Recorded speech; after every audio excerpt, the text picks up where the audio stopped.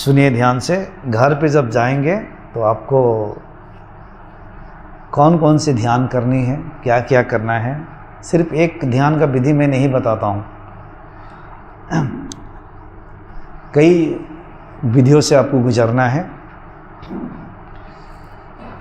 सर्वप्रथम जिसका मन ज़्यादा चंचल है, ध्यान नहीं लगता है, इधर उधर अपने आप व्यस्त रहता है, काम पे ना भी लगाए तो आलतू फालतू के कामों में लग जाता है, अपने आप होता है ना। ऐसे लोगों के लिए मैं कहूँगा ओम ह्रीं श्रीं श्री सत् सर्वत्र सर्वशक्तिमान अंतर्ज्योति शंभु अकाल निरंजन अजन्मा सत सोहम, अंत में सत सोहम।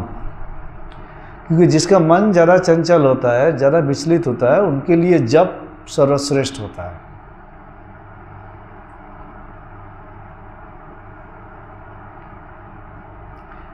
जप का अर्थ ही है तुम कुछ शब्दों को लेकर पुनरावृत्ति करो।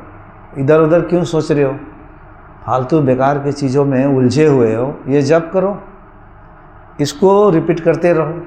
और रिपीट करने में क्या होता है, उन शब्दों में अपनी एक वाइब्रेशन है, तरंग है, शक्ति है, और गुरु उसको चार्ज किया हुआ रहता है, एक्टिवेटेड कर देता है। उस जप के शक्ति ध्वनि ब्रह्मांड के हर एक कोने में गूंज रहा होता है। हवा के लहरों में भी, पानी के भी लहरों में, पेड़ के पत्ते हवा में बज रहे हैं, खड़खड़ खड़खड़ बज रहा है, उसमें भी वो रहता है। आप तुरंत कनेक्ट होंगे। तो ये है ओम। ओम का अर्थ आप लोगों को पता ही है, आ उ मा से पर में जो ये तीन से बना हुआ है। आ का मतलब स्थूल जगत का आधार, उ का मतलब सूक्ष्म जगत का आधार, मा का मतलब इन दोनों से परे की जगत, जो सत्य की जो हम कहते हैं। तो ओम। फिर ह्रीं, ह्रीं का मतलब हो गया हा री म। तो यहाँ पर ह्रीं हा से शिवा यानी कि सत्य, यानी कि पुरुष तत्व, री से प्रकृति, माँ से माया, महामाया, और ऊपर जो बिंदु है वह बिंदु दुख को दूर करने वाला। श्रीं यहाँ पे समस्त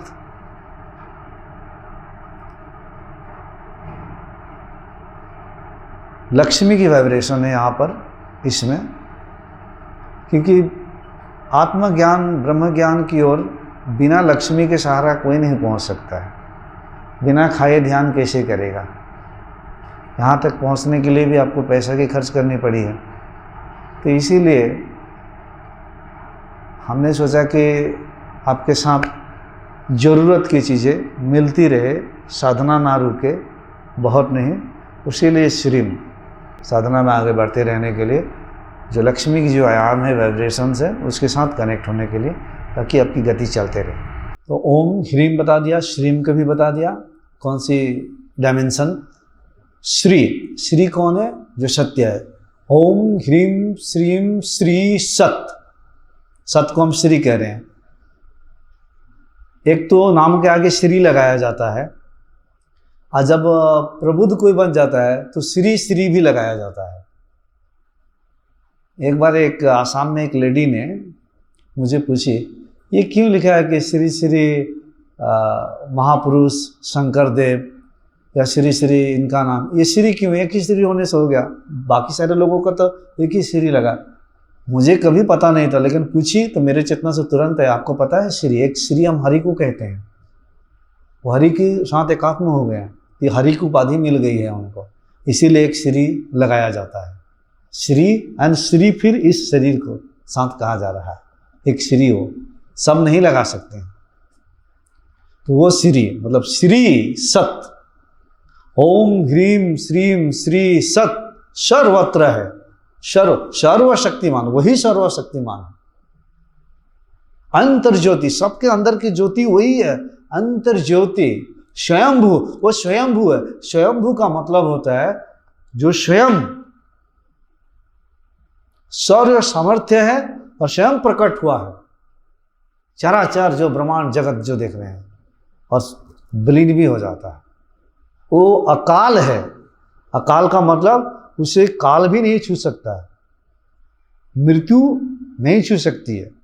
अकाल निरंजन, निरंजन का मतलब होता है राग द्वेष रहित अवस्था। निरंजन, उसमें कोई राग द्वेष नहीं है। आप में तो ढेर सारे राग द्वेष भरे पड़े, वो राग द्वेष है। अजन्मा, उसकी जन्म ही नहीं हुई है, क्योंकि जिसकी जन्म हुई है वो तो मर जाएगा। सूर्य भी मर जाएगा, सूर्य का जन्म, पूरे ब्रह्मांड का जन्म हुआ है, ये तो मर जाएंगे, ये तो खत्म हो जाएंगे। वो नहीं, अजन्मा है। सत्य, वो सत्य है। सत सोहम, सत सोहम, सत सो मतलब वह हम है। सत सोहम, ये सारे जो अंत में क्या करा, सत सोहम, यही का मैं आपको दिया था और करवा दिया हूं और आपकी चेतना में भी डाल दिया हूं। ओम ह्रीम श्रीम श्री सत सर्वत्र सर्वशक्तिमान अंतर्ज्योति स्वयंभू अकाल निरंजन अजन्मा सत्य सोहम।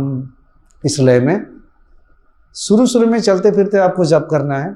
जिसका मन ज़्यादा विचलित है, और जो लोग यहाँ पे जागृत हुए हैं वो भी आगे 6 महीना तक करेंगे तो बहुत अच्छा रहेगा, क्योंकि उनके लिए एक ये ब्रह्मास्त्र है, आप समझ सकते हैं, प्यूरिफिकेशन के लिए। अंत में ये भी छूट जाएगा, ये आपका व्हीकल है, आपको एक सहारा दिया जा रहा है। अंत में सारे जप सारे मंत्र सब बंद हो जाते हैं, क्योंकि जप करने वाला मंत्र करने वाला नहीं रहेगा। इसका सहारा आप 6 महीना तक लेकर इसका जप कर सकते हैं। तो मन जो इधर उधर भटक रहा था उसको इस काम में लगा दिया, उन शब्दों में जो कि शक्तिशाली शब्द है, पावरफुल वर्ड्स है, जो कि कल्याण की ओर लेके जाएगा, प्यूरिफिकेशन कराएगा। तो मन निरंतर जप रहा है। बाद में होगा क्या, अवचेतन मन में चला जाएगा वो। तो आप जप नहीं भी कर रहे हैं तो निरंतर वो जप चलते रहेगा। अवचेतन मन में चला गया क्या, कि अवचेतन मन ने एक्सेप्ट कर लिया कि आप ये हो,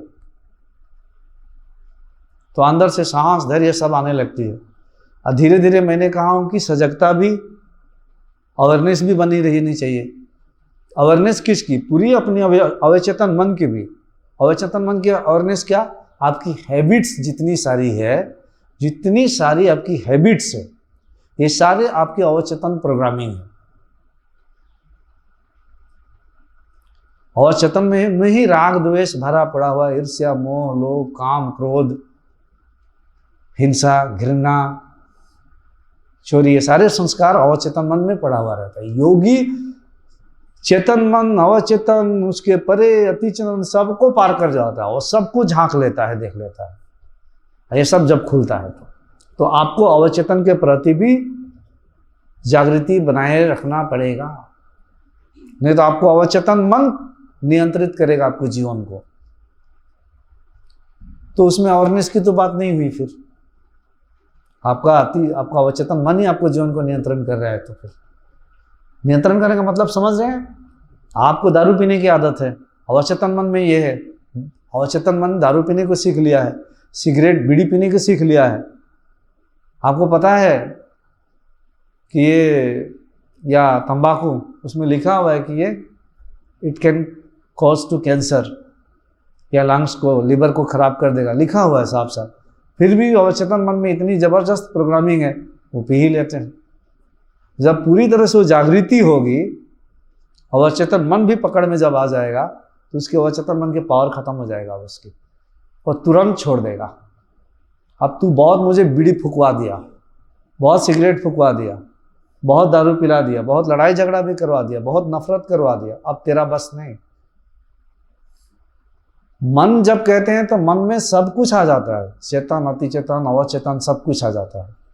मन खत्म हो गया।